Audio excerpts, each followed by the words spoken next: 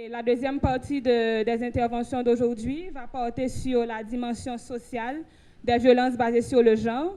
Et pour cette présentation, nous avons avec nous cet après-midi Danielle Magloire. Danielle Magloire qui a étudié les sciences sociales. Elle a à plusieurs reprises contribué dans la recherche, la formation et des publications d'articles. Elle est défenseuse des droits humains et particulièrement attachée aux droits des femmes, aux demandes de justice et de développement démocratique. Militante féministe de longue date, elle a aussi contribué à la création de différentes organisations de défense des droits des femmes et a été impliquée dans des mouvements sociaux dans différents milieux. Elle est une dirigeante de l'organisation féministe CAIFEM, Maison des femmes, spécialisée dans la prise en charge des survivantes de violences spécifiques. En 2018, des prix lui ont été décernés pour son engagement par des organisations haïtiennes de défense des droits humains. Le Canada avec le prix Champion des droits de la personne, le comité 3 avril avec le groupe féministe haïtien à Montréal et Culture Égalité avec l'association féministe martiniquaise. Donc, je vais passer la parole à Danielle Magloire et je vous souhaite déjà bonne participation à cette deuxième partie de la présentation de cette journée. Merci.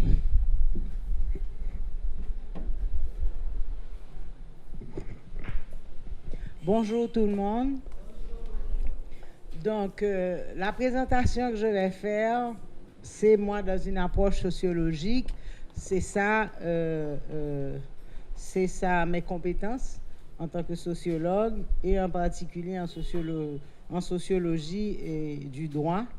Une branche que j'espère tout le temps de mes voeux, que j'appelle de mes voeux, qui se développe en Haïti. Donc, la présentation que je vais faire va avoir... il y a un point qui n'apparaît pas. Donc, je vais commencer par partir vraiment des perceptions sociales qu'il y a en Haïti concernant l'égalité des sexes qui sous-tendent les pratiques de violence. Un rapide coup d'œil sur la Journée internationale pour l'élimination des violences envers les femmes. Ensuite, je m'attacherai à la typologie de ces violences en termes de définition et de terminologie, qui est extrêmement importante. En quatrième lieu, je préciserai en quoi la violence envers les femmes est spécifique et est différente des autres violences qu'on observe dans la société. Et puis, je passerai à la question des attitudes et comportements qu'on observe dans la société par rapport à ça, pour terminer avec les conséquences de la violence et pourquoi il est de l'intérêt de la société dans son ensemble de dire non aux violences envers les femmes. Donc, commençons par le déni. Dans le déni, je dis que ce déni est persistant dans la société. La vision dominante qu'il y a dans la société, c'est ce qu'on appelle du déterminisme, qui est basé sur le biologique. Parce que on a beau chercher, fondamentalement, les différences, les inégalités dans le traitement réservé aux personnes de sexe, selon leur sexe, eh bien, résident uniquement sur la différence biologique. Ce n'est pas parce qu'on a fait subir des examens de capacitation aux femmes qu'on a vu qu'elles n'étaient pas capables d'eux. Mais dans une société de type patriarcal, eh bien, c'est fondé sur l'exclusion des femmes. Et le problème avec le déterminisme, c'est d'attribuer un ensemble de caractères aux personnes suivant que ces personnes ont tel ou tel autre sexe. Ce qui s'exprime par des lieux communs du genre les hommes sont de telle manière, les femmes sont de telle manière. Il y a des hommes qui sont d'une manière donnée, il y en a qui ne le sont pas, et c'est la même chose pour les femmes. Et ça revient à indexer la question de ce qu'on appelle les stéréotypes, c'est-à-dire des idées toutes faites qui sont généralisées sans que ça ait une assise rationnelle. Et c'est fondé généralement sur des préjugés. Préjugés au sens de juger avant de connaître pour condamner. Donc, le préjugé, oui, parce qu'on a vécu une expérience avec une personne, un Dominicain, il te fait un bagage, on dit, ah, Dominicain tel genre. On l'autre monde, il te fait une expérience haïtien, on généralisait haïtien tel genre. Non, il y en a qui sont comme ça, il y en a qui ne le sont pas. Donc, quand on parle des stéréotypes, c'est une tendance à généraliser, à désincarner les vraies personnes pour leur donner des attributs qui ne correspondent pas nécessairement. Les inégalités sont criantes dans notre société, mais il reste et demeure qu'on a beaucoup de difficultés à les admettre, à les reconnaître, donc à pouvoir les combattre. Et ça concerne les femmes. Il est important de signaler, je suis au point 2, qu'il y a, dès la formation de l'État haïtien, les femmes ont connu ce qu'on appelle un déficit démocratique, c'est-à-dire qu'elles n'ont pas été reconnues comme des citoyennes à part entière. Je ne vais pas avoir le temps, je ne vais pas rentrer dans l'analyse, mais c'est une recherche que j'avais effectuée sur la place des femmes dans les différentes constitutions haïtiennes. Et il est intéressant de noter que dès la première constitution haïtienne, la constitution impériale de 1805, d'ailleurs le mot femme n'est employé qu'une fois, pour faire référence non pas aux haïtiennes, mais aux femmes étrangères blanches. Après ça, un traitement vraiment stigmatisant, on est généralement assimilé aux idiots. Et ce qui est fondamental, c'est la mise à l'écart des espaces de pouvoir et de décision. À l'époque, on parlait de fonction de régence, donc, et l'accès à la propriété. Or, c'était les tremplins pour accéder au pouvoir. Donc, quand vous en êtes exclu, le déficit est très grave. Et ce déficit-là va se poursuivre jusqu'en 1950, où formellement, suite aux luttes menées par les féministes haïtiennes, c'est-à-dire les femmes qui défendent la cause des femmes, elles vont obtenir les droits civils et politiques. Mais malgré tout, là, quand on regarde la Constitution de 1950, tout n'est pas aussi explicite.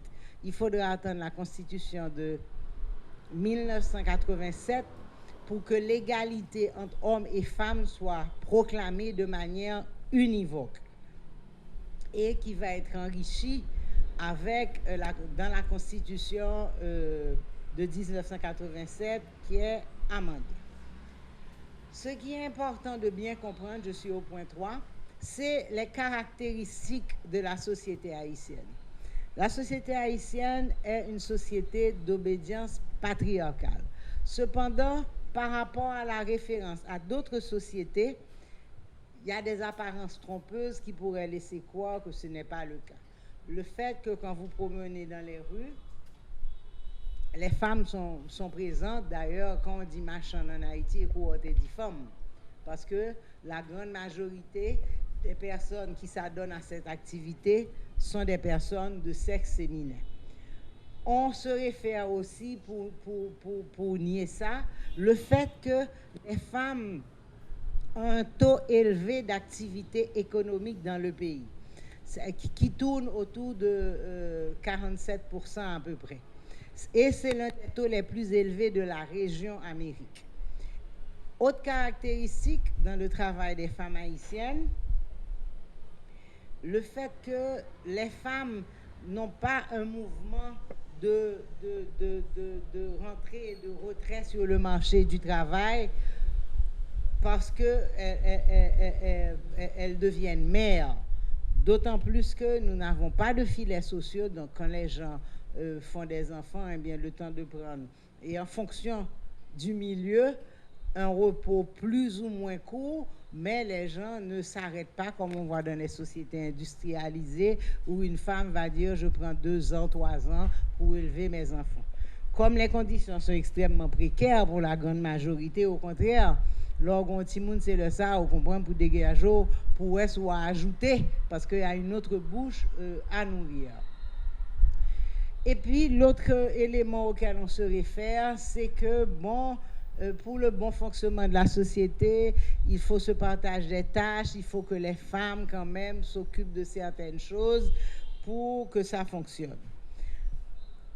Le commentaire à faire à ce propos, c'est que dans des sociétés qui ont connu des évolutions plus égalitaires en termes de droits humains, elles ne se sont pas effondrées, au contraire, elles ont eu beaucoup plus de progrès, mais les femmes ne restent pas et demeurent cantonnées dans certains rôles. Et l'autre élément dont il faut tenir en compte, au-delà du fait, on chante toujours le credo « Femme, c'est potomitan », qui est un slogan en fait, potomitan de quoi? Ok?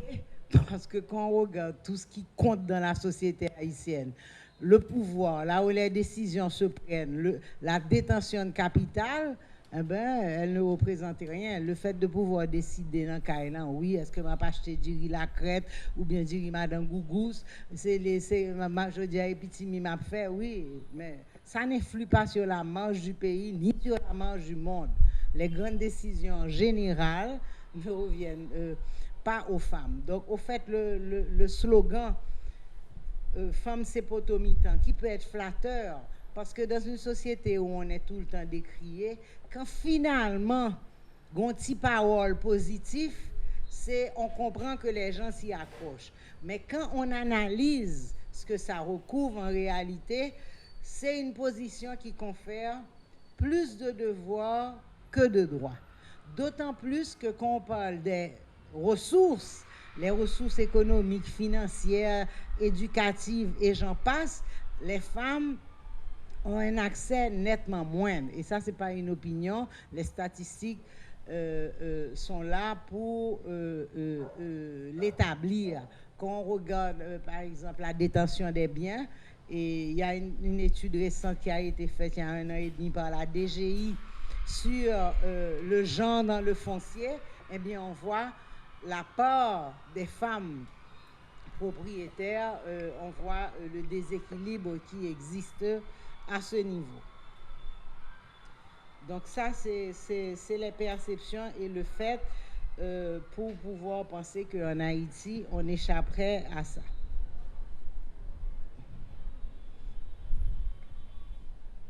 Alors, je disais que la Constitution de 1987, tu as été trop vite, c'est le point 4, avait apporté des progrès qui sont absolument notables. Et dans la version amendée, malheureusement, par rapport à la version de mars 87, il y avait des références très claires à la Déclaration universelle des droits de la personne. Dans leur infinie bonté, les parlementaires ont jugé nécessaire de supprimer ça. Peut-être que c'était pour nous amener au fonctionnement de l'usine à décret, y compris le dernier décret, sur la sécurité, en supprimant ces références-là, alors que c'était extrêmement important. Et je rappelle que dans le préambule de la Constitution, de la Déclaration universelle des droits humains, ce qu'Haïti a contribué à écrire, Haïti étant membre fondateur de l'ONU, dit clairement le droit des peuples à résister à l'oppression. Donc, les textes de loi sont obsolètes, ils sont inadéquats, ils ne sont pas en concordance avec les conventions que nous avions ratifiées, alors qu'Haïti a un système moniste, c'est-à-dire qu'une fois qu'une convention est ratifiée, ça fait automatiquement partie du corpus juridique, même s'il n'y a pas de loi d'application. Par contre, il est recommandé d'en avoir parce que ça facilite le fonctionnement des tribunaux. Mais l'absence de loi d'application ne peut pas servir de prétexte pour écarter un cadrage juridique.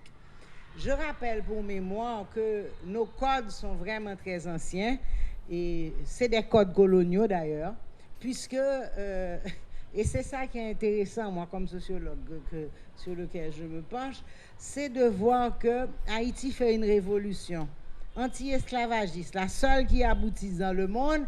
Et premier bagage nous fait, c'est que nous prenons code loi colon et puis c'est lui nous adopter. Donc, il faut se poser des questions, pardon? Oui, bon problème, bon vrai problème. Parce que, faut-il le rappeler, Napoléon a tout fait pour établir l'esclavage en Haïti. Et je rappelle à cet égard que la Déclaration des droits de l'homme et du citoyen française est bien une déclaration qui concerne les hommes blancs, les notables.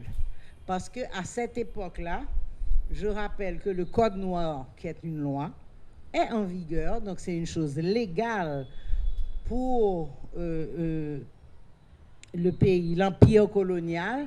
Donc la Déclaration des droits de l'homme et du citoyen ne concerne pas l'homme esclave, il ne concerne pas l'homme noir. En plus, il ne concerne pas les femmes et il ne concerne que des hommes blancs, mais qui doivent être des notables parce qu'on est encore dans les approches censitaires à l'époque. Donc, et d'ailleurs, et c'est cette mentalité-là qui fait que les Français sont toujours au tort. Ils vont toujours être là à parler de la Déclaration des droits de l'homme. Alors que le texte originel, établi par Eleanor Roosevelt, américaine, et John Humphrey, canadien, et Émile Saint-Lô, haïtien, parle de human rights. Donc, je ne comprends pas par quel exercice on traduit human par homme. Mais ça c'est dans la logique de l'école française, effectivement, qui est absolument sexiste. Donc, il n'en demeure pas moins que sous la pression des associations, que Haïti est parvenu à ratifier un ensemble de conventions qui concernent les droits humains et d'avoir quelques lois en faveur des droits des femmes, même s'il y en a certaines qui ont été votées, mais qui n'ont jamais été ratifiées. Par exemple, je pense tout particulièrement à la loi sur le travail domestique qui a été votée par le Parlement depuis mai 2009 et que jusqu'à présent, aucun président de la République n'a voulu promulguer. Donc, on ne peut pas s'en prévaloir. Or, que dit cette loi? Cette loi dit simplement, par rapport aux codes coloniaux que nous avions adoptés, que les servantes, les gardiens sont des êtres humains et qu'ils ne peuvent pas être à votre service 24/24 et qu'ils ont droit à un congé. Voilà, c'est tout. Eh bien, y a une grande résistance par rapport à ça et ça traduit nos conceptions et les inégalités qui traversent notre société. Pour parler de ces inégalités, la violence, vraiment, c'est l'expression la plus importante des violences qui nous signifie quel est le statut social des femmes. Tu peux avancer.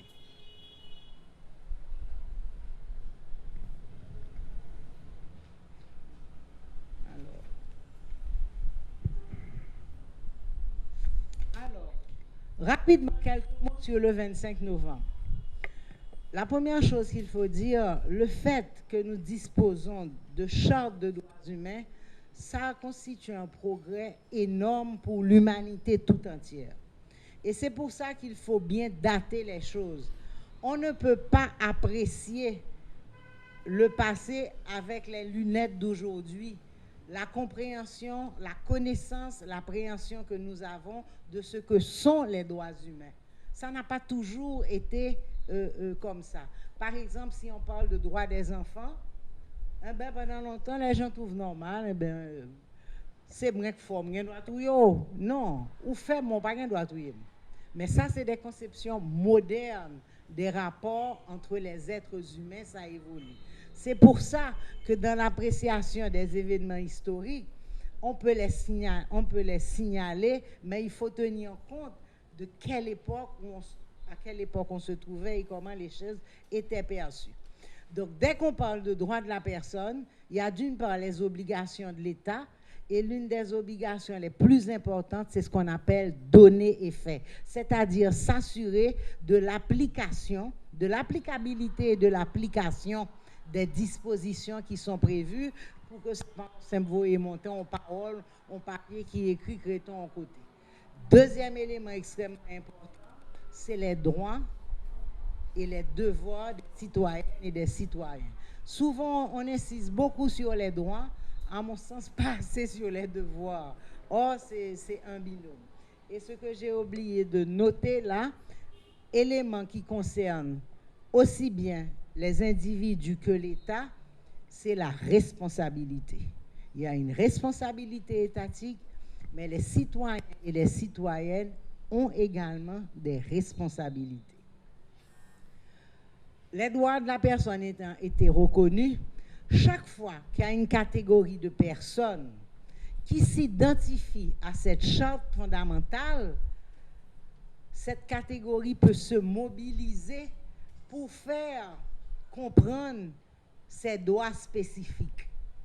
Je suis handicapé, je me reconnais dans cette charte, j'exige qu'on tienne compte de moi.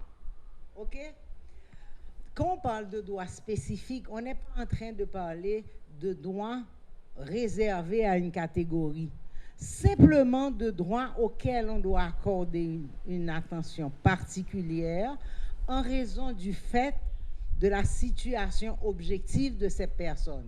Une situation objective, je suis une femme, la société me réserve un traitement discriminatoire. Je suis une personne en situation de handicap, ça a des conséquences pratiques dans mon fonctionnement dans la société.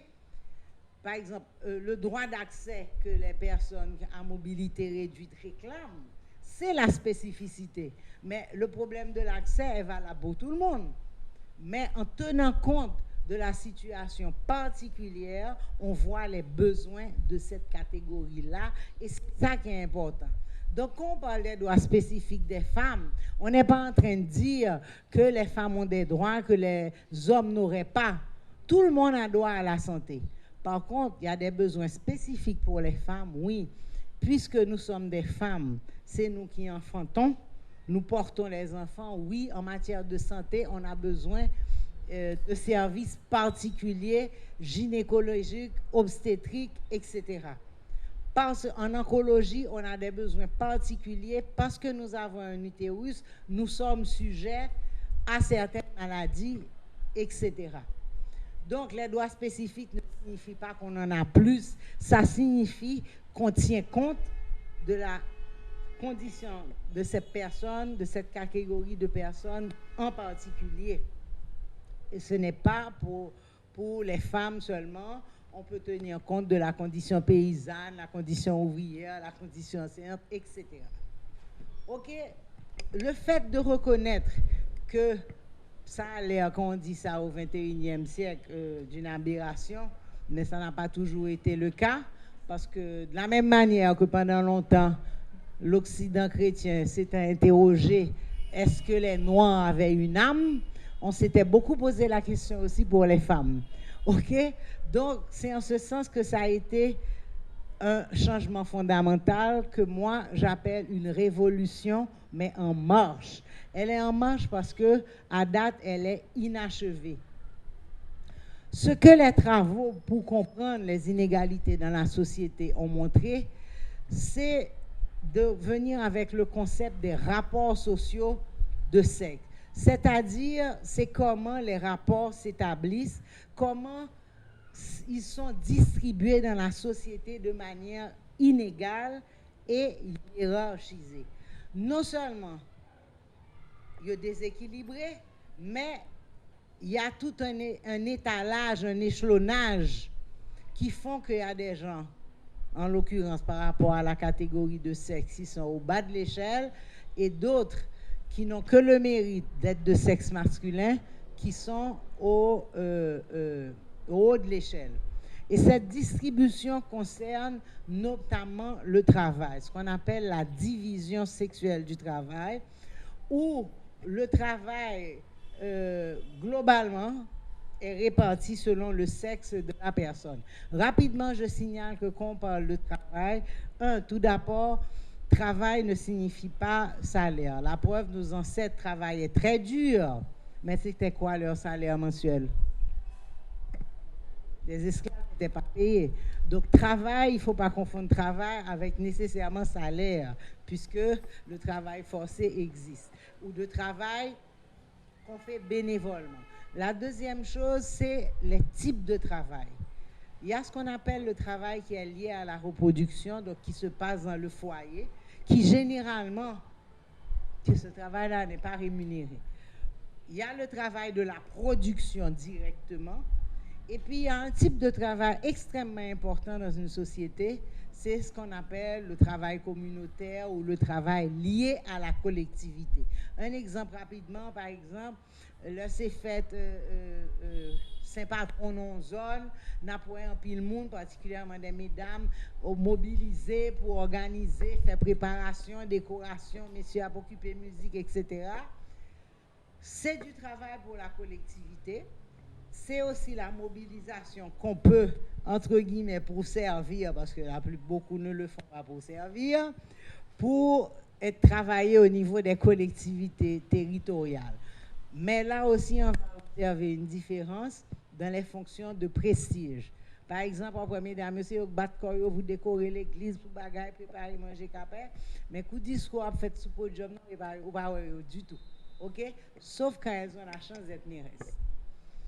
Et pour conclure sur ces droits en termes d'avance que ce qu'a représenté, il est important de dire qu'il y a un ensemble d'éléments qui peuvent contribuer à catalyser la jouissance des droits.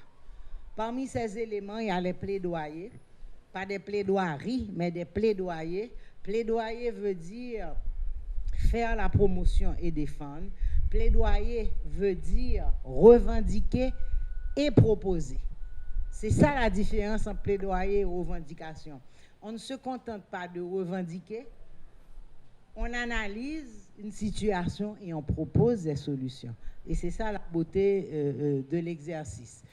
Donc, comme catalyseur, il y a la législation nationale. Plus une législation est progressiste et soucieuse des droits humains, et aussi les instruments internationaux qu'un pays peut ratifier. Et pour finir, cette fameuse journée internationale des droits des femmes, il est important de savoir son origine. C'est une journée qui est vraiment caraïbéenne. La décision de créer cette journée a été prise en 1981 lors de la première rencontre des organisations féministes de la Caraïbe et de l'Amérique latine. Il a fallu attendre 1999 pour que l'ONU accepte de reconnaître cette date sur base des mobilisations des organisations de défense des droits des femmes et de la République dominicaine. Pourquoi la République dominicaine? Parce que la date du 25 novembre a été retenue en hommage à 3 militantes dominicaines, les sœurs Mirabal, que le dictateur Trujillo avait sauvagement fait assassiner. OK? Donc, c'est à cette date-là. Maintenant, l'ONU, avec ses gros moyens, maintenant, vous voyez, oranger le monde, etc., comme on peut le voir. Mais l'ONU, ça n'a pas été évident, ça a été une bataille pour faire accepter en 1999. Mais là, il faut le dire, le gouvernement dominicain s'était beaucoup impliqué là-dedans, contrairement à notre gouvernement, qui vraiment n'avait pas appuyé les délégations haïtiennes. Et c'est comme la même chose pour toutes les conventions en général. L'État haïtien, d'être je ne veux pas dire moderne, d'être plus récent. Alors que dans l'histoire d'Haïti, on va voir qu'au plan international, comment Haïti avait été actif pour l'adoption de chartes relatives aux droits humains. Une chose qu'on a complètement oubliée aujourd'hui. Pour mémoire, je rappelle que lorsqu'il s'agit des crimes contre l'humanité, il y a eu 19 pays qui ont signé cette charte. Haïti, c'est une là-dedans, après la Deuxième Guerre mondiale. Mais aujourd'hui, on a complètement perdu ce type d'apport. Venons-en à la typologie des violences. Alors, il faut être clair, quand on parle de violence envers les femmes et les filles, on parle de mineurs, c'est pour ça qu'on dit les filles, comme ça c'est clair. Il s'agit de tout acte ou comportement que l'on subit, pas parce qu'on a fait quelque chose, mais à cause de ce qu'on est. On est une femme, on est une fille, on subit un type de violence. Et cette violence peut causer la mort, elle peut causer toutes sortes de torts, des souffrances physiques, psychiques, ou bien la menace des actes aussi constitue de la violence. Je vous menace de vous tuer, c'est une violence. Vous tuer est également une violence, mais la menace en soi, ou bien la contrainte qui va conduire à priver quelqu'un de liberté. Et ce qui est important, c'est de comprendre que ces violences-là, peu importe où elles se produisent, en d'autres termes, du point de vue des droits humains, il n'est pas recevable de dire que ça s'était passé dans l'espace intime, privé. OK? D'ailleurs, le privé est public dans cette perspective-là. Donc, peu importe où ces violences se produisent, que ce soit dans la vie publique ou la vie privée, elles sont abordées de la même manière. Alors, ça a été la définition d'abord onusienne, adoptée en 1993. Dans les pays de la Caraïbe, dont Haïti, et de l'Amérique latine, eux ont enrichi cette définition sur base de leur histoire. C'est des pays qui ont connu des dictatures, en particulier des dictatures militaires, qui se sont distingués par leur capacité à torturer les êtres humains, en particulier les femmes. Et il a été important de tenir compte de cette violence d'État aussi. Alors que les autres pays ne le mentionnaient pas tellement, la violence d'État, nous qui vivons dans cette partie du monde, nous savons ce que ça veut dire la violence d'État. Donc c'est pour ça qu'on a ajouté la violence que l'État fait directement ou bien qu'elle tolère, ce que nous vivons actuellement avec les gangs de tout Akabi, ou bien une violence que des agents de l'État commettent sur des gens de la population. Et ça, cette définition-là apparaît dans le document, dans la convention qui s'appelle la Convention Belém do Pará, qui est la convention pour l'élimination de la violence faite aux femmes et qui a cette caractéristique-là qui, en plus de toutes les contraintes que j'avais citées, tient compte de la violence d'État et ça, c'est lié à l'histoire des pays de la Caraïbe et de l'Amérique latine. Inutile de vous dire qu'en Haïti, vraiment, surtout que ça arrive en 1994, Belém do Pará, donc après une période de violence inouïe que nous avions subie avec le coup d'État militaire où il y avait eu beaucoup de répression et en particulier les viols collectifs pour motifs politiques. Donc au niveau de la typologie, ce que la recherche féministe a permis de mettre en lumière, c'est que pour pouvoir bien cerner le phénomène, il fallait l'approcher en tenant compte du lieu où se passe la violence et de la relation entre l'agresseur et la victime. Et cette approche, finalement, c'est celle-là qui est adoptée. Et j'insiste bien en disant que c'est sur base des recherches qui ont été faites, parce qu'au lieu de simplement égrener des listes de violence, pour les analyser, il est mieux de prendre ça, regarder où elle se passe et la relation entre victime et agresseur. Concernant donc le lieu, ça va nous donner les catégories de violence.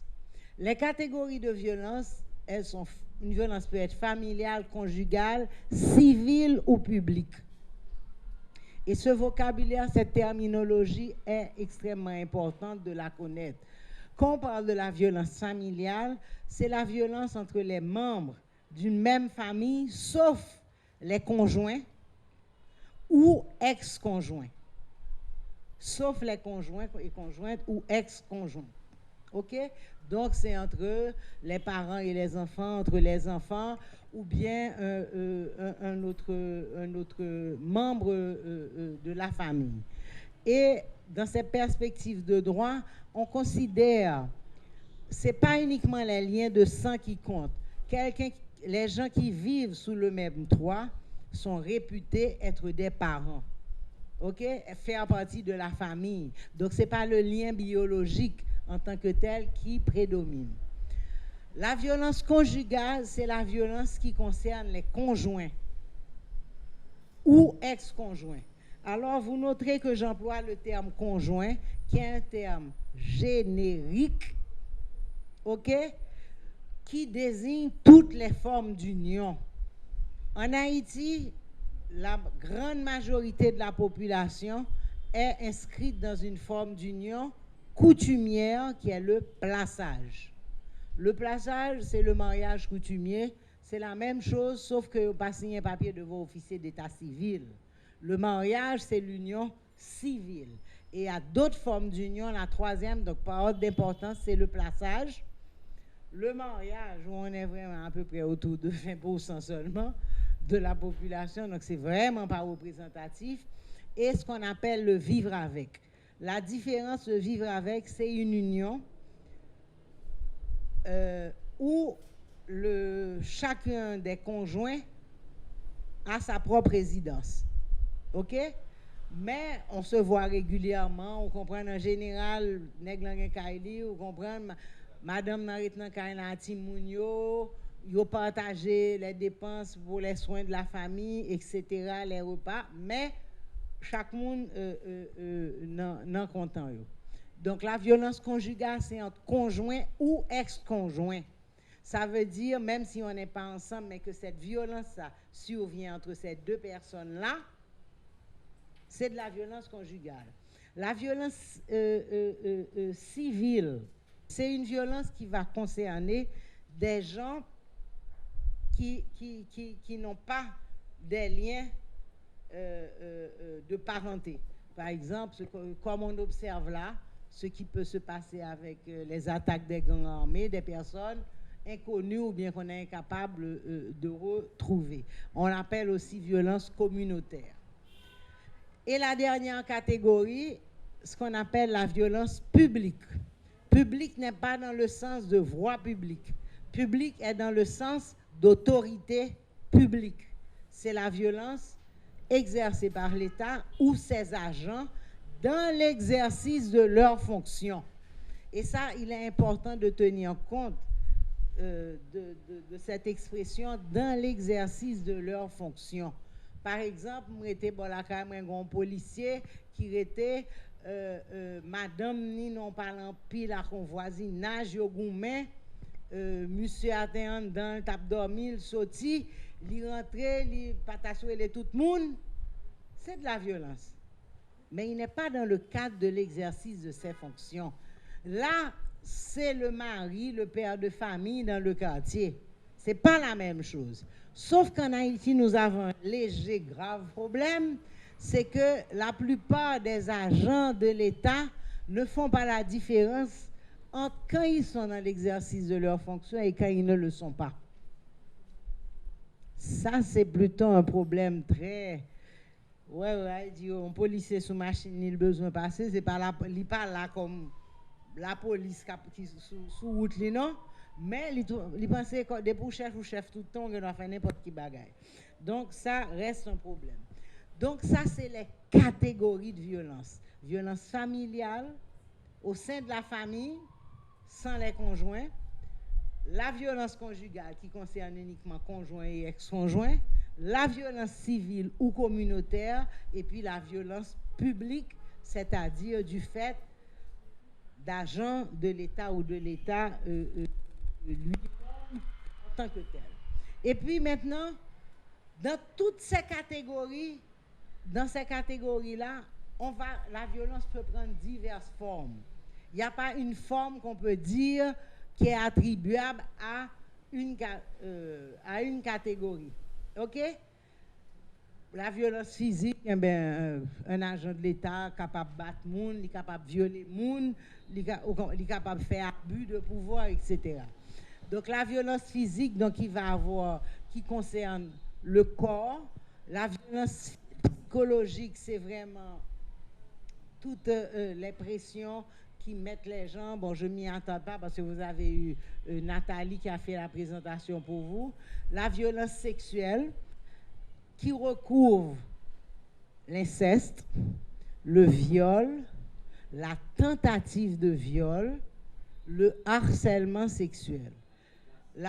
Pardon? Dis pas. Oui, la menace en tant que telle, c'est une violence. La tentative, je voulais insister sur la tentative. Quand on parle de tentative, c'est-à-dire, et c'est appréhender, les sanctions ne sont pas aussi élevées, mais on considère que quand on parle de tentative, c'est que si l'acte n'a pas été perpétré, c'est pas à cause de l'agresseur, mais à cause de circonstances extérieures à l'agresseur qui l'ont empêché de commettre, qui ont empêché la commission de l'acte. OK? Par exemple, vous varez son dame, il se trouve que l'autre monde vient passer, ou comprendre, fait bruit, ils couru, mais ce n'est pas de leur propre fait. Ça veut dire qu'il y a eu un élément extérieur qui a empêché la commission de l'acte. Donc, c'est aussi grave. Ça veut dire, si vous en aviez eu l'occasion, vous aurez violé ou vous aurez tué cette personne. Donc, la tentative, malheureusement, dans nos pratiques juridiques, il s'avère qu'on ne prend pas assez au sérieux les tentatives. Au fait, pour une victime, tout bon, c'est sous mourir. C'est comme ça qu'on considère ça en Haïti. C'est sous mourir victime, vraiment. Hein? On tentative, non. Voilà. Vous comprenez? Donc, c'est vraiment du mépris des personnes, cette attitude. Toujours est-il qu'il est important de comprendre que les gens sont libres d'avoir leurs croyances.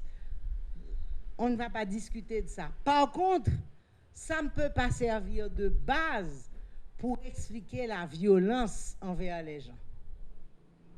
C'est votre droit, mais croyez en tout ce que vous voulez. Ça vous concerne. Mais les croyances ne peuvent pas justifier. Un exemple, il est toujours question de loup-garou en Haïti. Les loups-garous étant par définition des femmes. Donc, je crois que cette jeune femme est une loup-garou. Donc, je la tue. OK?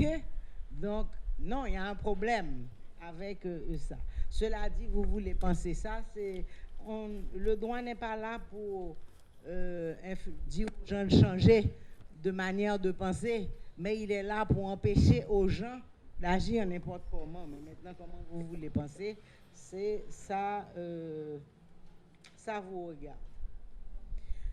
Ensuite, il y a un autre type de violence que je n'avais pas cité, et c'est la violence obstétricale et économique. La violence obstétricale, de quoi s'agit-il? Il s'agit des mauvais traitements qui sont réservés par le personnel de santé aux femmes, OK? Quand elles vont soit prendre des soins gynécologiques, soit dans l'accouchement. Et ça se manifeste dans notre pays, particulièrement au moment des accouchements. La première chose, c'est ce qu'on appelle les césariennes forcées. Beaucoup de médecins s'amusent, et maintenant c'est devenu la mode de pour une femme enceinte, c'est césarienne. Pourquoi? Ça coûte plus cher. Deuxièmement, il n'y a toujours pas d'ordre des médecins depuis qu'on existe depuis 1804. Il n'y a pas d'ordre des médecins. Les recours vis-à-vis des médecins pour malpractice, il n'y a pas de charte, il n'y a pas de protocole établi formellement. Donc, ils ont fait ça, ils ont voulu avec le monde. Et par facilité, par appât du gain, beaucoup de médecins, au lieu, alors qu'il n'y avait pas de problème, que cette femme pouvait accoucher naturellement, Yo plutôt moi je viens de bon la caméra parler dit et pour moi ça il contrôle combien césarienne pour le faire pour le cas fin faire fondation Kaili. Mais le type dit ça sans aucun problème, sans retenue. OK? L'autre élément, pourquoi quand une personne accouche, une femme accouche naturellement, un médecin on peut prévoir, c'est la limite de la science actuellement, que l'accouchement aura lieu dans tel intervalle. Mais personne ne peut vous dire ça va être samedi à 8h15.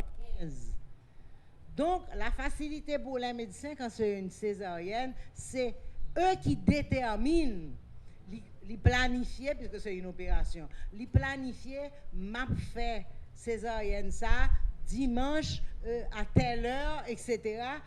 Ou bien grand bonnet, après ça me vient mal, bien. Vous comprenez? C'est pas le bien-être.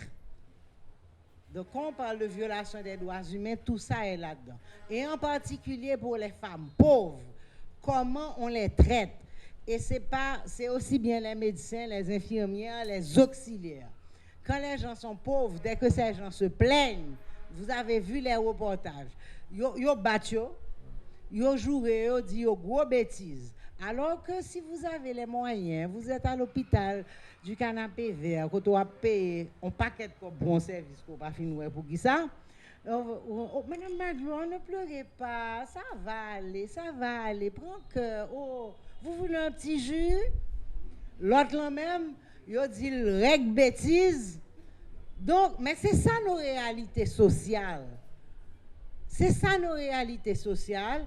Et ces personnes sont livrées à elles-mêmes sans aucune défense.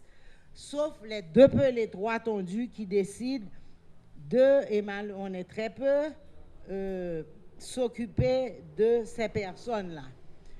L'autre chose qui se passe surtout dans les centres hospitaliers publics, c'est le fait qu'il n'y a aucune garantie de savoir si le bébé avec lequel vous partez, c'est bien votre bébé.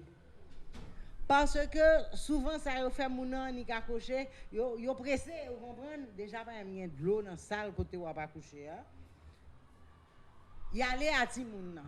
Sauf que, pas gagner bracelet pour mettre dans le bras Timoun. Donc souvent c'est mesdames qui dégagent comme un petit papier hygiénique qui roulé, yo marqué. OK? Mais sauf que très souvent on le passer ou bien le tomber, etc. Donc vous n'avez même pas de garantie que Timoun c'est petit Paul. Et dernier coup pour tuer le coucou, c'est la disparition des bébés. La disparition des bébés parce que je ne vous apprends rien, il y a un trafic d'enfants dans ce pays. OK? Donc ça constitue des violences obstétricales. Dernier type de violence, c'est la violence économique. La violence économique, c'est le fait de priver quelqu'un de ses moyens de subsistance. Au sens large du terme.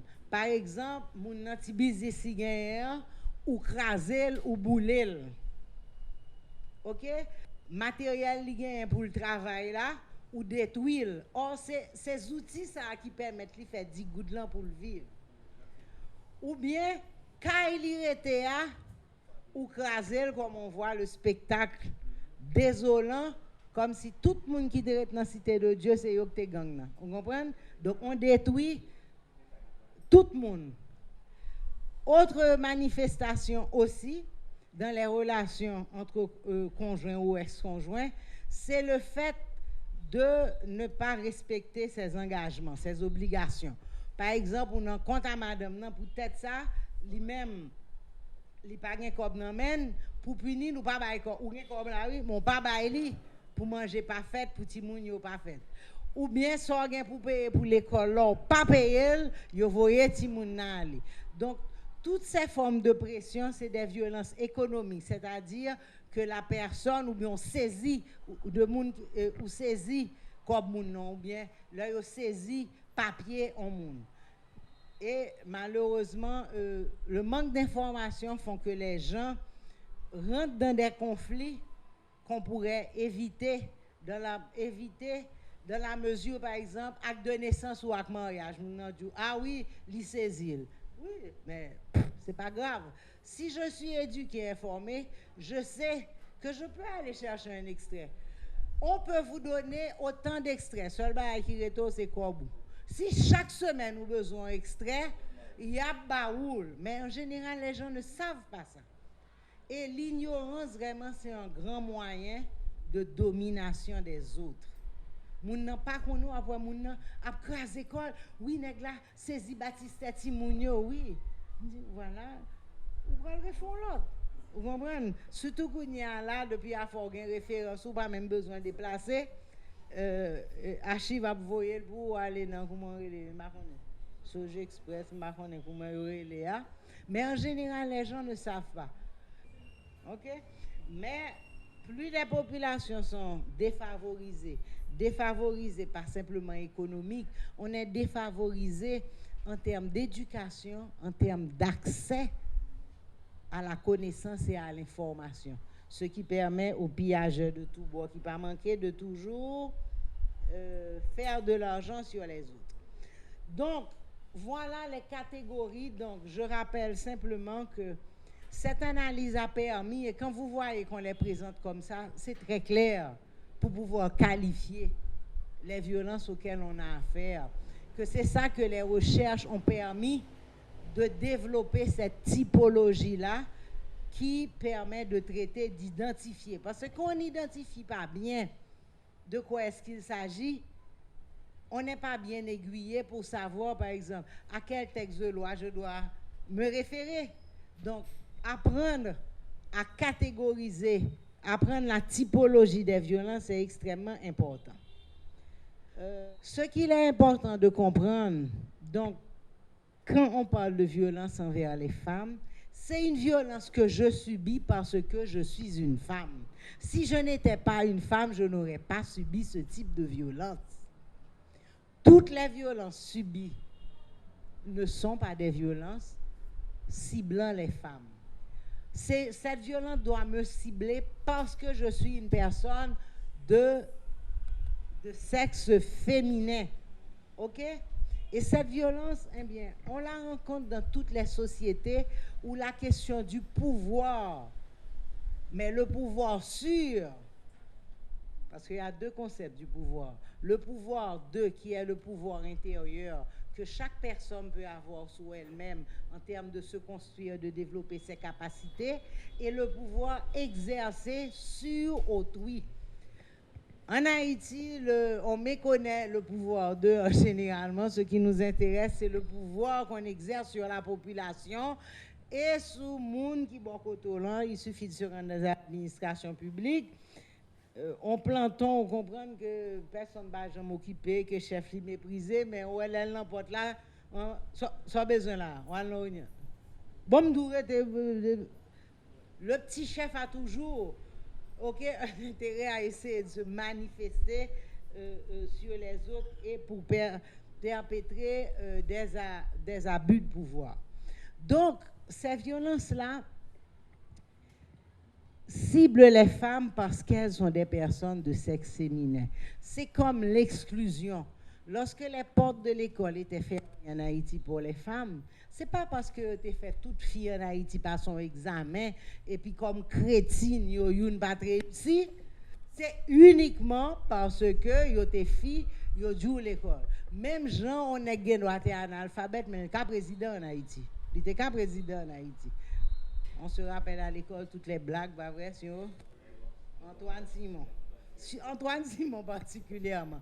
Mais une femme qui aurait pu être éduquée, même s'il était plus gros philosophe, il ne peut pas jeter même mon bulletin. OK? Donc, ce n'est pas à cause de ce qu'on a fait, c'est à cause de ce qu'on est. L'exclusion fonctionne sur cette logique. Vous êtes exclus. Pas parce que vous avez commis quelque chose de répréhensible, vous êtes exclu à cause de ce que vous êtes. Vous êtes noir, vous êtes exclu. Vous êtes l'exclusion raciale. Ça peut être une base sexuelle, elle peut être religieuse, elle peut, toute qualité, comment on peint, Jean Tétouillé, vous comprenez? Il y a des gens qui pensent que je ne peux pas travailler puisque, à cause de mes cheveux. Sauf qu'il me semble que la science nous a montré que la connaissance est dans le cerveau. Vous comprenez? Donc, je vois parce que mes cheveux ont à voir, mais il y a des gens qui pensent que je devrais me couper les cheveux. OK? Donc, à cause de ce qu'on est, et c'est extrêmement important. D'ailleurs, l'exclusion d'une grande majorité de la population, pendant longtemps, jusqu'en 86, c'était l'exclusion de la paysannerie. Pas parce que les paysans étaient des criminels, parce qu'ils étaient paysans. OK? Donc, toutes les sociétés qui ont une obédience, alors j'emploie le mot obédience parce que le monde a quand même évolué. On n'est pas dans le patriarcat pur et dur, dans la grande majorité. Mais il reste des pays qui le sont encore. Par exemple, si on prend les pays du Golfe, nous, c'est l'autre jour là, ils permettent les dames pour apprendre à conduire. Mais en attendant, cela dit, vous ne pouvez pas aller circuler dans la ville si vous n'avez pas une autorisation de votre mari, de votre frère, de votre cousin ou de votre père. OK? Donc, on a ces systèmes-là qui sont vraiment absolument purs et durs. Et puis, il y a des évolutions. Donc, ce qui fait la spécificité de la violence envers les femmes, c'est le fait, comme je le disais, on est ciblé, elle cible les femmes en tant qu'individu de sexe féminin. Le deuxième élément, c'est que c'est un phénomène qui a un caractère permanent. On ne peut pas dire c'est à telle époque que ça arrive. À faire femme qui a mangé bâton, c'est du 1er janvier au 31 décembre. Du 31 décembre à l'autre 1er janvier. OK? Les viols ont lieu toute l'année, tout le temps, partout sur le territoire. Il y a des périodes où il y a une accentuation, où ça fait, où tellement horrible, il fait plus bruit, mais ce qui est fondamental, c'est le caractère permanent. Et la différence avec les hommes, il y a des normes sociales pour tout le monde, qu'on soit homme ou femme. Cependant, les sanctions, comment la société vous considère, va vous sanctionner quand vous êtes femme, ce n'est pas la même chose. Un exemple rapide et anecdotique pour nous bien comprendre. On est qui est madame, vous comprenez, il sortit dans la rue, mais vraiment avec un rat de salle, pachiment, etc. Qu'est-ce qu'on va dire? Hein? Il va y madame ou bien comme vous connaissez madame. À la madame salope. OK? C'est le monsieur qui est sale. Mais qui est-ce qu'on accuse? Parce que, OK. Maintenant, la femme, il sortit en pachiment. Qu'est-ce qu'on dit? Il m'en fout bien, mais on accuse par son conjoint. Donc le même acte, en fonction de la personne qui pose cet acte-là, est jugé différemment. Le même acte. Et on peut multiplier les exemples. On peut multiplier. On est qui peut sortir un paquet de filles. Ça, c'est un bon jeune gens, son macho, c'est chulo, etc. Une femme qui se permet de faire ça, son pied léger, son bail. Donc, le même acte, en fonction de qui pose l'acte, est jugé différemment. C'est ça qu'on appelle les inégalités, les disparités qui sont liées au sexe. Même bagaille, d'après qui moun qui fait là, ils jugent les gens. Donc, un exemple d'illustration pour bien montrer à l'égard des femmes, le viol, effectivement, c'est la chose ultime. C'est la chose ultime. On peut aussi prendre le fait des raisons qui peuvent être évoquées pour la maltraitance des femmes. Dans les enquêtes que nous avons menées dans le cadre avec l'EMUS, l'Institut haïtien de statistique, les raisons invoquées sont par ordre d'importance. L'ité sorti, il pas dit, ou bien sorti longtemps dehors. Li apédé à forcer avec moi dire tel bagaille. Et puis la prépliquer, voilà le mot que je cherche, la prépliquer. Ou bien une affaire de manger qui pas cuite à temps, ou bien que moun nan jugé que pas bon. Donc, voici, aussi bien les enquêtes ont montré que aussi bien des femmes que des hommes partageaient cette conception. Et ce qu'il faut bien comprendre, ce n'est pas parce qu'on est un individu de sexe féminin qu'on comprend les dynamiques et qu'on les remet en question. Parce que les gens souvent disent « Oh, mais les femmes, d'accord, me dit alors. » Parce que qui est-ce qui nous dirige en Haïti? Qui est-ce qui est président du pays, qui est premier ministre? Ils sont de quelle nationalité? Non, mais c'est OK, c'est des Haïtiens, peu importe qu'ils ont l'autre papier, l'autre pays, c'est des Haïtiens. OK, donc, quand qui moun ka fait répression dans le quartier populaire, qui est-ce qui fait? Donc, ce n'est pas parce qu'on est du même sexe, qu'on est de la même nationalité, qu'on vient du même quartier, que ça veut dire qu'on a une conscience politique des choses et qu'on va réagir. Pour bien expliciter ça, j'entends souvent des gens faire la remarque « Ah oui, Mme Maniga n'a pas de passé comme président parce que toute fille n'a pas voté pour Mme Maniga. Et pourquoi je devrais voter pour Mme Maniga si son programme ne m'intéresse pas ?»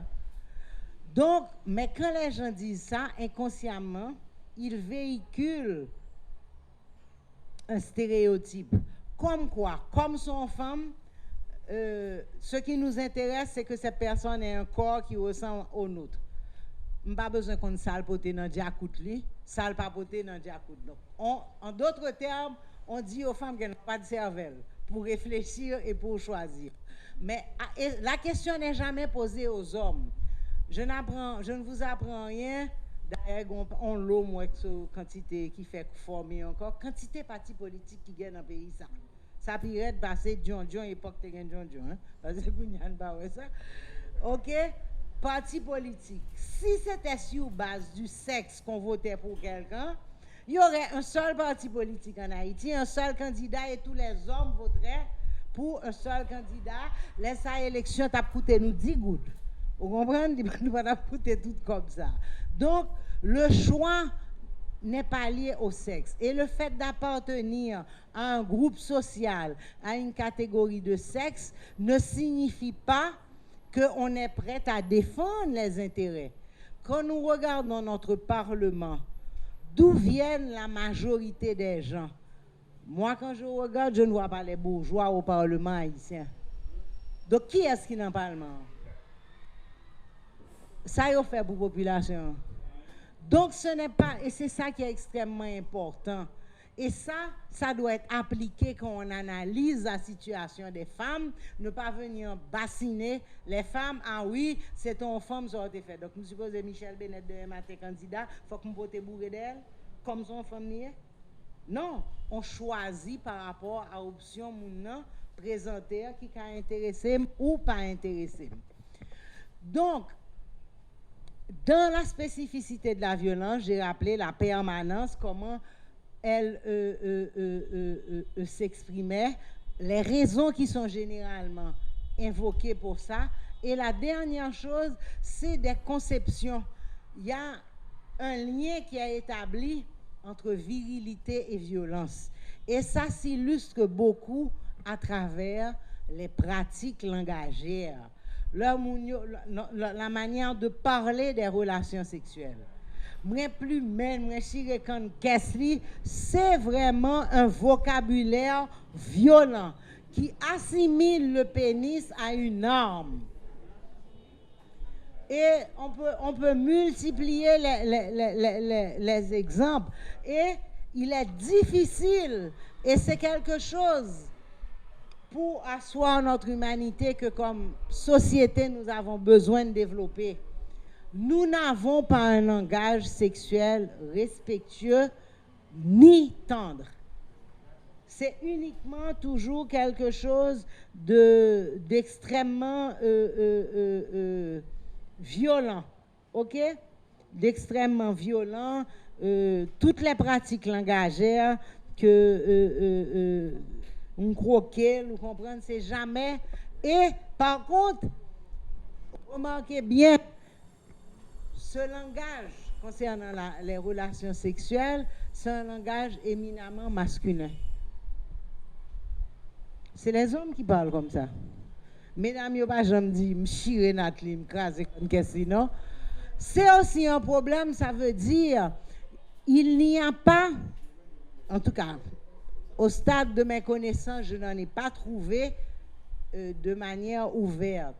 Il n'y a pas un discours, un langage affiché des femmes pour parler des relations sexuelles. OK? Elle s'exprime vraiment très, très peu par rapport à ça. Donc, au stade des recherches, ce qu'on a, c'est surtout des choses qui concernent un discours masculin. Je pense que le discours féminin a inventé. Donc, les histoires de limatel, moins plus mène, qu'on dit tout elle, etc., c'est un langage empreint de violence. Et notamment, l'homme prend par exemple le sida, parce que c'est une des conséquences du viol, c'est le sida et les autres maladies sexuellement transmissibles. C'est des médicaments. On vit avec le sida, mais on ne guérit pas du sida. Le jour campé, prophylaxie, prend antirétroviraux, ben vous allez mourir. OK? Ça a mis du temps avant qu'en Haïti, un organisme comme Gestio arrive à négocier. Parce que ce n'est pas l'État haïtien qui les fournit. Ça a dit, si Gestio ferme là, ben, tout le monde qui a sida, parce que le coût des médicaments n'est pas gagné. Les handicaps qui peuvent s'en suivre, le fait que la personne peut ne pas pouvoir travailler, ou bien à cause de violences économiques, là, le perdu, bah, ça fait autant de monde qui viennent dépendants économiquement, et là, ça, leur dépendant économiquement, puisque tant qu'on dit, tant que j'ouvre bouche ou fun, faut que vous mettez ton bail là-dedans, donc, vous sursollicitez d'autres personnes qui ne sont pas les millionnaires de ce pays, mais qui sont mon proche. Donc, ça alourdit les charges. Autre chose, c'est le fait que les enfants qui grandissent apprennent à banaliser la violence. Et point de vue sociétal plus large, ça nous apprend aussi à la banaliser, qui fait que, par exemple, oui, l'Américain doit faire travailler, demander machin de lever. Mais ce qui est inacceptable, c'est ouais, moun l'Amérique, yo vient à rigoise.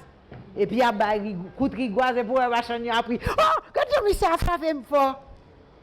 C'est ça, oui, qui est grave. Ça veut dire, non seulement, nous-mêmes, premièrement, je rappelle rigoise d'un côté de ce tien. Rigoise, c'est un des objets de l'esclavage, mais nous continuons, ni rigoise ni matinette.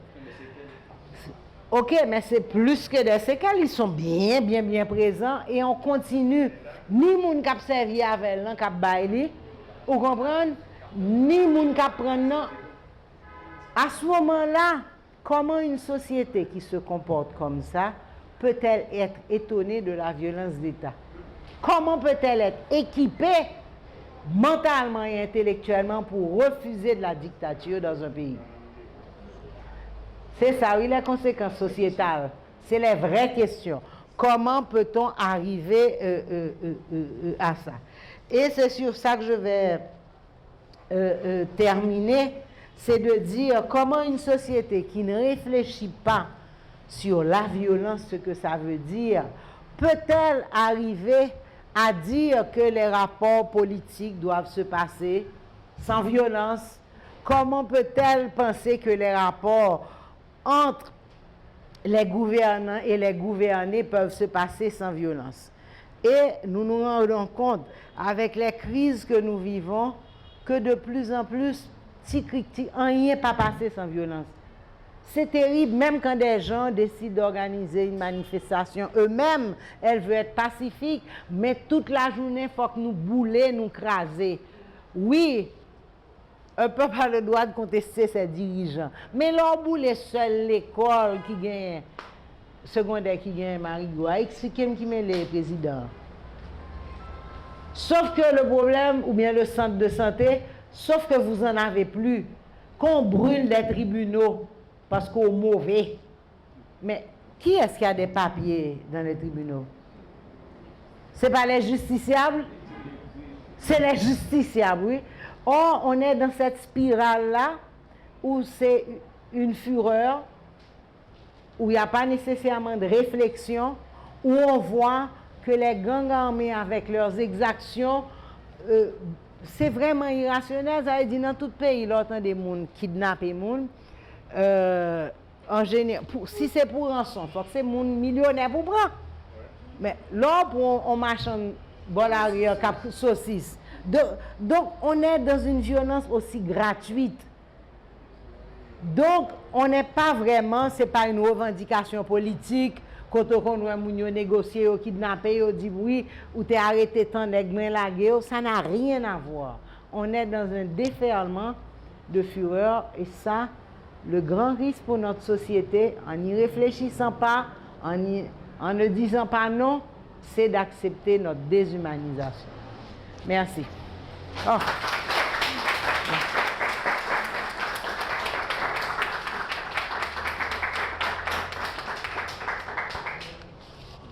Merci Madame Magloire pour cette riche et intéressante présentation sur l'aspect psychologique des violences. Non, social. Pardon. La psychologue c'est Nathalie, la sociologue c'est moi. C'est l'aspect sociologique que j'ai vu avec vous.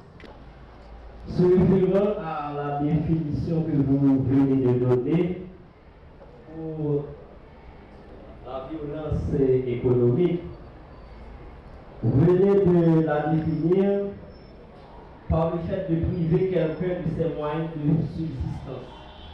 Ou du moins quand un père ne respecte pas ses obligations financières, quand il a un différend avec sa femme. Mais on m'a conté une histoire d'un père qui, à chaque fois qu'il a une altercation avec sa femme, eh bien, il s'amuse à briser certains objets de la maison qu'il avait précédemment achetés. Par exemple, oui, je comprends. Peu importe quel objet. Exactement, peu importe quel objet. Oui. Donc, un tel fait, comment peut-on le qualifier? S'agit-il de violence économique ou du moins est-ce qu'on peut donner un autre qualificatif à cet acte? À votre avis? Bon, moi, si je vais rester, bon, en fait, c'est parce que je n'ai pas vraiment une réponse précise. C'est ça qui fait que je m'adresse à vous. Ah! Non, bon, en fait, vous avez la réponse. Je pourrais quand même tenter de donner une réponse. À la définition. Oui, la définition parle de destruction de biens. Donc. Ah, ok. Donc, si la définition parle de destruction de biens, donc on peut considérer ça comme... Absolument. On vous prive des moyens de travailler, de vous reproduire, etc. Ok. En plus de ça, il y a une série de pratiques qui développent dans la société. Ça, côté, notamment les médecins, qui toujours très vexés leur poser aux questions pour essayer de comprendre. Comme si, ou même, ou pas de droit en tant que patient, pour me comprendre. Parce que mon corps ne vous appartient pas. Et je vous paye pour me donner des soins. Donc, vous êtes à mon service et pas l'inverse. J'ai le droit de poser aux questions. Mais souvent, pour les gens qui n'ont pas connu, où est donc nous voyons le cas docteur? Là, tout le monde dit, ça y est, il prescrit tel bagaille. Voici la réponse. Parce que dans la formation médecin haïtien, ils n'ont pas apprendre pour respecter les gens et que pour expliquer. C'est peut-être sa population, papa haïtien, mais docteur qui est en pile. Docteur qui est formé pour prendre les gens. Même quand même, il n'y a pas de moyen pour faire tout traitement, mais la pas là, la prend KO. Tandis que nos médecins en général sont dans le mépris. Donc ça c'est vraiment, peut-être ça me vraiment extrêmement important. Au lieu de nous comporter nous, dans le pays par rapport à des questions juridiques, à pérorer, nul n'est censé ignorer la loi. Comment, bon, bah, ça, dans les temps modernes, on ne dit pas ça. OK? Non, c'est de bas après. Nul n'est censé ignorer la loi. Nos pays, côté l'État haïtien, ne se donnent pas la peine de publier les codes de loi. Moi, je suis qui toujours amusé dans le tribunal pour mon abdi oui, et code pénal vandale. Mais vandale, c'est un individu, c'est un particulier qui a annoté lui-même. L'État haïtien n'a pas publié de code annoté. À partir opuscule, nous gagnons de 1835 là, pas gagné. L'État haïtien ne se fait pas le devoir chaque année de compiler pour changement. Ou après, mon Abdou, juge Lebrun Abdou, CCI, Lebrun, ou bien Pierre-Louis. Mais si nous prenons le temps pour nous réfléchir, mais légalement, ce n'est pas des références. Hein? C'est qui Vandal? C'est qui Pierre-Louis? Légalement parlant. Il se trouve que c'est des avocats qui ont choisi de faire un travail. D'ailleurs, Maître Pierre-Louis est décédé, donc du coup, travail à camper. Vandal est fatigué, plus après choc qu'il te prend, les cas il y a boulé. Il ne fait plus ce travail, donc travail à camper. Donc, nul n'est censé ignorer son slogan, mais son slogan basé sur une logique d'exclusion. Parce que fait l'État haïtien pour que les gens soient informés? Quand vous faites des codes et que vous les vendez à prix d'or, qui est-ce qui a les moyens d'acheter et 10 000 goudouilles et code que vous avez et 10 000 goudouilles? L'organe des salaires puis faut employer dans l'État, vous touchez 10 000 gouttes. Donc vous demandez un prix qui est plus que ce que vous payez à votre personnel. Donc il y a des choses que c'est vrai l'habitude, mais nul n'est censé ignorer la loi. Les pays qui peuvent se permettre de dire ça, c'est les pays qui mettent devoir au propre. Côté une démarche pédagogique, informative de faire population connaît, afin que moun kap peut dépenser millions 20 pour un extrait de naissance, que nous ayons l'extrait. Au fait, c'est une copie conforme de l'acte original, tout simplement. Mais le fait que moun pas comme ça, il y a surtout les gens qui sont l'autre bon capédel, raqueter comme ça, bon, ils finissent avant net. Donc l'ignorance est quelque chose. Ce que malheureusement on n'a pas eu le temps de régler ça, mais je sais que BDHH a la liste des gens qui ont participé. Je ne sais pas si vous avez tous donné votre adresse électronique. Il y a un document, justement, qui s'appelle « C'est la politique publique en matière de lutte contre les violences faites aux femmes », qui, non seulement, tout un tas d'éléments, bon, j'ai eu la responsabilité de coordonner les travaux et de rédiger le document, mais qui donne les références aussi, le cadre de référence légal, les différents textes, qui donne des modèles de comment on doit établir des certificats médicaux. Et parce que souvent il y a des choses mal faites. Policiers auraient même fâché les dire ça. Souvent, par exemple, ils ont fait des rapports qui ont un problème qu'on ne doit pas servir avec le vrai, sous le genre rédigé. C'est la même chose, il y a des gens, mais qui rédigent des certificats médicaux, mais qui sont incorrects. Mais en même temps, je dois être sous lui, mais en même temps, il faut que moi de problème dans ce sorti. Faculté, n'a pas formé moun sous bagay ça. OK? Nous avons un gros déficit et l'absence de spécialisation. Ça veut dire, quand vous faites le droit, vous faites vos 4 années, c'est général. On n'est pas intéressé à former des pénalistes. C'est de moun qui a targué des pénalistes et après expérience, ils battent bête ou bien ils ont une chance à nos côtés, mais nos facultés ne forment pas. La prise en compte des droits humains là-dedans et de tous les textes qui le cadrent, on n'est pas formé là-dessus, sur des questions très spécifiques. Et c'est pour ça qu'on dit qu'on attribue un juge à tel dossier. Bon, il fait comme il peut.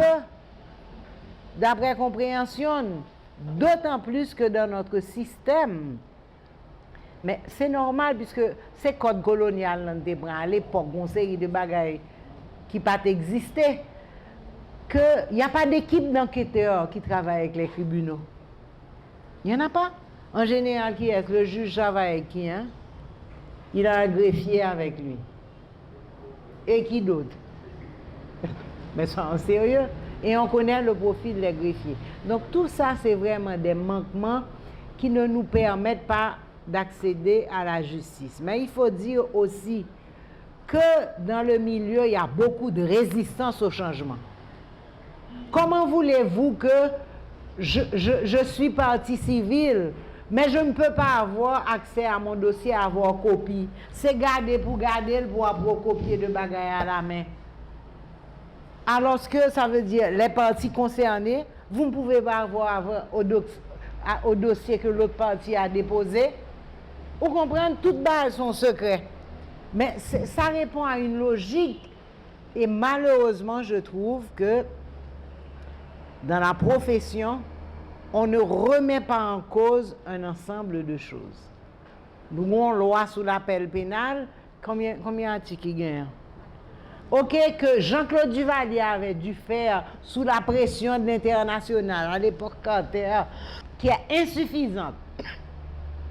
Mais nous pas jamais proposer, refaire, enrichir.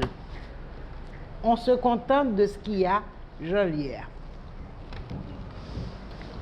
L'occasion, là je l'ai fait sur la violence envers les femmes, mais on peut le faire dans d'autres domaines. C'est vraiment une branche très intéressante, la sociologie du droit.